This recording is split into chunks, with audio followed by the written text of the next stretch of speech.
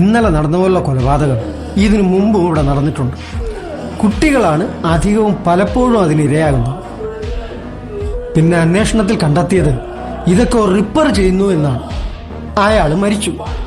പിന്നെ എങ്ങനെയാ സാർ വീണ്ടും ഇതുപോലൊരു കൊല? മരിച്ച ആള് തിരിച്ചു വരികയോ? എന്ത് ബ്ലണ്ടറാണ് റാം പറയുന്നത്? മരിച്ചു എന്ന് എന്താണ് ഉറപ്പ്? മരിച്ച വ്യക്തിയുടെ ബ്ലഡ് സാമ്പിൾ മാച്ചിങ് ആയിരുന്നു. പിന്നെ ബോഡി വെയിറ്റ്, പോസ്റ്റ്മോർട്ടം റിപ്പോർട്ട് എല്ലാം വ്യക്തമായിരുന്നു. മാത്രമല്ല അയാളുടെ അച്ഛൻ തന്നെ ബോഡി ക്ലെയിം ചെയ്തതാണല്ലോ.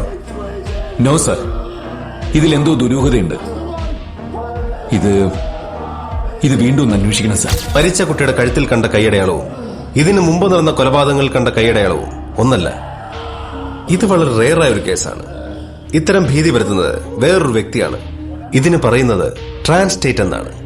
അഥവാ ജീവിച്ചിരുന്ന ഒരു വ്യക്തിയുടെ വീരകഥകൾക്ക് സ്വാധീനിക്കപ്പെടുകയും പിന്നെ അയാൾ മരിക്കുമ്പോൾ താൻ അയാളാണെന്ന് സ്വയം ധരിച്ച് മരിച്ചയാളെ പോലെ ജീവിക്കുന്നവൻ.